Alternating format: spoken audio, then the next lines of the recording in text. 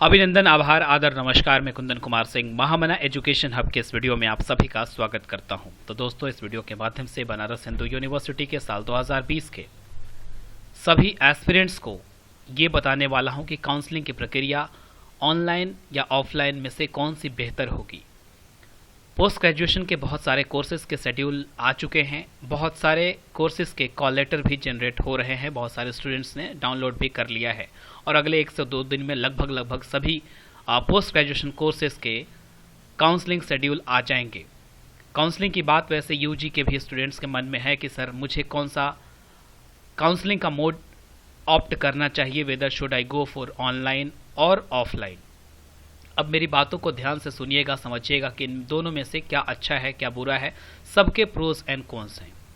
देखिए, पिछले साल तक तो सारी काउंसलिंग जो है वो ऑफलाइन होती थी और इस साल कोविड-19 के चलते, कोरोना पैंडेमिक के चलते ये डिसीजन लेना पड़ा कि बहुत सारे दूर दराज के स्टूडेंट्स जो शायद इस स्थिति में न आ पाएँ, उनको मुश्किलें होंगी, इसलिए ये ऑप्शन रखा गया है। और जब विश्वविद्यालय ने ये ऑप्शन रखा है तो ये विश्वविद्यालय की पूरी जिम्मेवारी है कि कोई बंदा ऑफलाइन मोड में अटेंड करे या फिर ऑनलाइन में अटेंड करे, उसको किसी भी प्रकार की समस्या नहीं होनी चाहिए। इसीलिए हर एक डिपार्टमेंट, हर एक फैकल्टी में 4-4, 5-5 प्रोफेसर्स का हेल्पिंग डेस्क बना हुआ है। उनके फ़ोन नंबर्स आपके कॉल लेटर में दिए हुए हैं, उनकी ईमेल आईडी दी हुई है, ताकि आपको अगर कोई समस्या होती है तो आप उनसे कांटेक्ट करें और उसका निवारण, उसका समाधान वो बताएंगे। लेकिन फिर भी बहुत सारे कॉलेजेस में अभी उनके फाइनल ईयर के एग्ज़ाम चल रहे हैं, खास करके पीजी के एस्पिरेंट्स के लिए, तो वो तो शायद उस स्थिति में आने में असमर्थ होंगे। लेकिन जिनके पास समय है, उन्हें लगता है कि उस पर्टिकुलर डेट में मैं पहुंच जाऊंगा बनारस हिंदू यूनिवर्सिटी के कैंपस में, बाकी कोई समस्या उनके पास अगर नहीं होती है तो दे कैन चूज़ और they can go for offline counselling.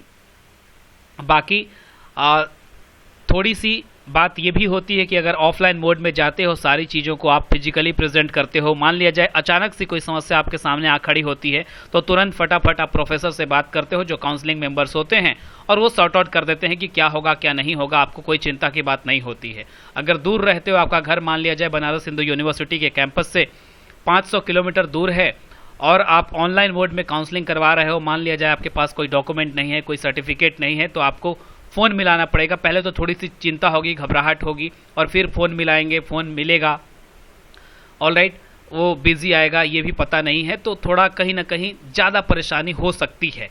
Otherwise university की तो ये ड्यूटी है कि आपको कोई भी परेशानी ना हो, जो भी समस्या हो उस पर होगा।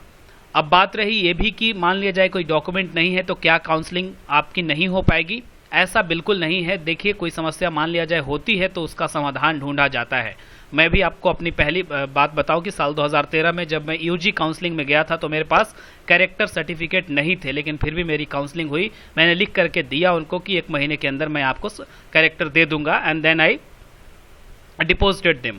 तो फिर भी काउंसलिंग हुई और सारी चीज़ें हुई, तो इसमें कोई घबराने की बात नहीं है। लेकिन फिर भी जो मेरा पर्सनल ओपिनियन है कि अगर जो भी विद्यार्थी बीएचयू कैंपस के आसपास का है या इवन दूर का भी है और अगर वो जाने को इच्छुक है, उसे लगता है कि मैं जा पाऊंगा या पाऊंगी, अगर ट्रेन्स अवेलेबल हैं, ट्रेन्स में रिजर्वेशन मिल जाता है, या पर्सनल व्हीकल से जाना चाहे, उसके पास टाइम है, उस दौरान कोई और भी उससे ज़्यादा ज़रूरी काम नहीं है आपके पास, तो आप ऑफलाइन मोड में जा सकते हैं। वो ज़्यादा बेहतर होगा। इसी के साथ साथ एक बार कैंपस भी घूमने का मौका मिलेगा, एक तरीके का मोटिवेशन भी मिलेगा, और एक आपके मन में थोड़ी लालसा वहाँ पहुँचने की और ज़्यादा बढ़ जाएगी।